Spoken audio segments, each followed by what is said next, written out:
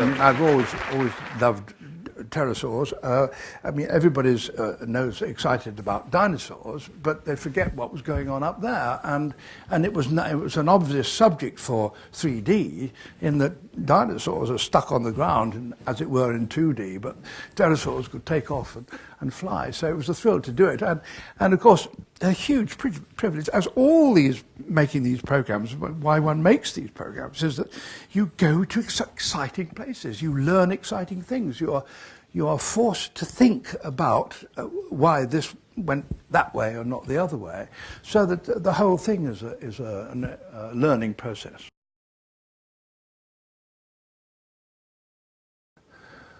I hope that we haven't been too obvious in the way that we use 3D. I hope we had enough faith in what 3D does to allow it to do it, and not to continue all the time whiz out and making you duck down or come back from behind your neck, but to think that actually when you see those bones on a flat piece of rock, but they suddenly turn and you suddenly see them with a reality which 2D wouldn't bring. I truly think that 3D does give an added perception of the reality of what we're dealing with.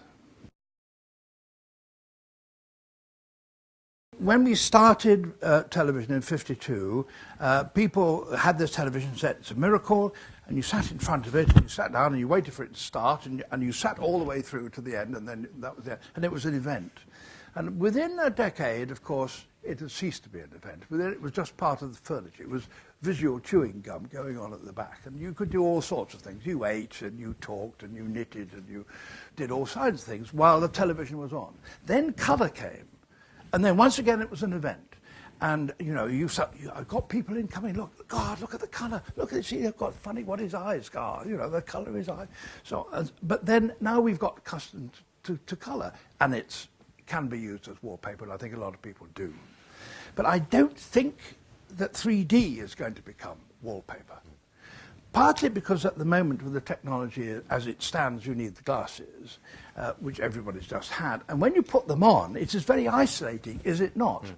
And you become unaware of the person that's sitting next to you, whether it's somebody sitting in a theatre like this or whether it's at home.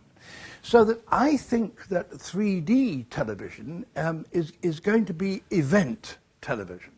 I mean, it can be an international football match, yes, but it can also be an important programme. And I don't think 3D is going to be much good with trivia.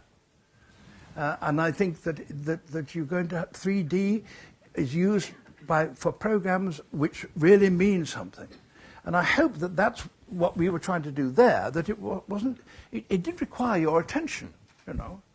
And I hope the consequence of the attention was some degree of reward. Well, actually, I had some inhibitions and doubts about how we were to combine the narrator figure with the CGIs. And I think it was important that the two things should be combined in some way. And so I thought it would be fun to break the ice, as it were, by seeing, first of all, a CGI in a skeletal wireframe form, and then get to hop out and want to pretend, so that the viewer and says, okay, there's a little convention here. He's going to pretend that they're around, and that made it possible then, having accepted that as a convention, for you later on to be able to react to Quetzalcoatlus. I must say, I gulped a little, you know, because a helicopter has got this great fan going up their rotor, sort of, and you can imagine what that does to air currents. You don't have to be all that insightful to realise that gliders depend on air currents, and I only just hope they went the right way. Yeah. And the helicopter pilot was just fantastic. I mean, we were in the glider, and truly the chopper pilot was about halfway down there, so that he could see me. Well, he could see, and I thought, and I was supposed to be talking, as you can see, talking to him, as it were, as if the viewer was in the helicopter. It's a great shock to anyone who is accustomed to making natural history films, like me, to suddenly go into the 3D. Normally, on a filming trip in Africa or somewhere, there's me and a cameraman, a sound recordist very often, sometimes director, but four tops. Well, there were 12 people just to handle the camera. 4 people required to carry it.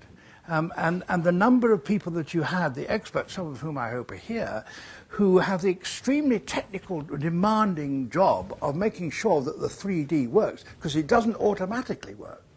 And if it is a micromillimeter out, the effect on the viewers, it makes them feel sick. We live, though I find it hard to do it myself, but we do live in an age of email and the web and one thing and another. And there is a long list of scientific advisors.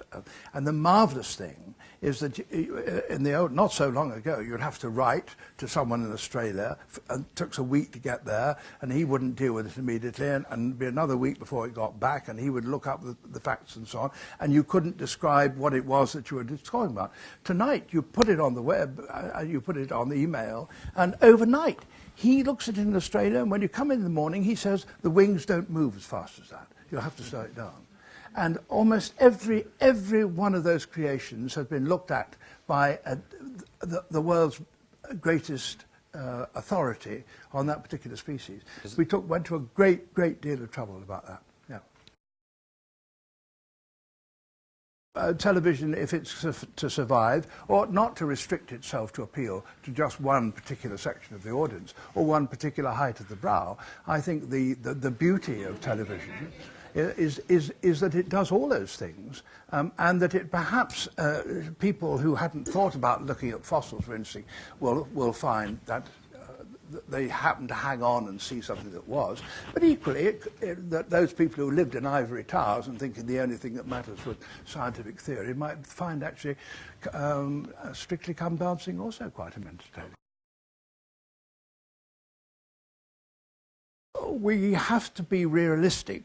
That if I tried to take the present gear that we've got now out into the bush to traipse, to follow an elephant when it was charging, or indeed to try and creep up on a gazelle or something, 12 men can't do that.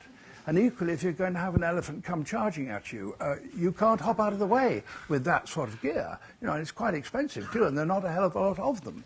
So this was an ideal, well, not ideal, but this was something that we could handle. The next thing that Anthony is doing, and I'm involved in too, are these penguins in South Georgia. Now, why did we pick penguins? Because of all birds, these stand around and enable you to get your huge camera to within some area of them. But let's not just minimize this, because they're poor blokes are going to be out there doing it. Among the penguins, there are elephant seals. And elephant seals grow to 12 feet, can rear up to 12 feet, and they can weigh 3 tons. And they actually are bad-tempered. And I know, I've worked with elephant seals, and I've thought, oh, it's looking at this damn thing, it's twice your height, you know, and seeing it blowing out its nose at you and roaring. And I thought, if it comes for me, it hasn't got legs after all, it's only got flippers, and I can run faster than it can. But actually running fast on heavy pebble beach is very easy to fall over. And if you did fall over, that elephant seal would go over you like a steamroller. And so we are thinking very carefully about where we put a camera that requires 4 people to move. The marvelous thing about underwater 3D is that you've got all kinds of speeds of movement in all 3 dimensions at all time. So underwater 3D is going to be mind-blowing.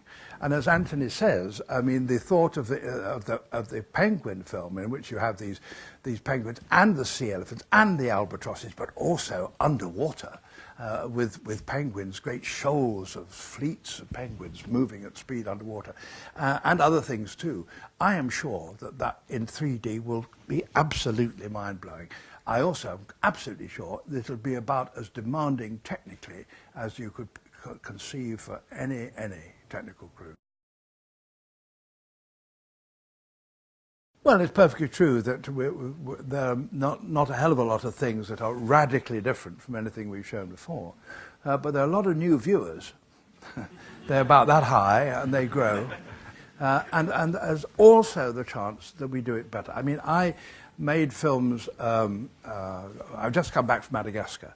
I made films, it was in Madagascar 50 years ago, and we were the first natural history film people there. And the lemurs that we showed, white, beautiful, wonderful lemurs, had never been seen, never been filmed before by anybody. You know? And so it was, hooray, it's new. But this time we went, and we went with a crew who spent much more time there than me, and the stuff they produce of those lemurs, you see, is just breathtaking, because it's so much better than we did.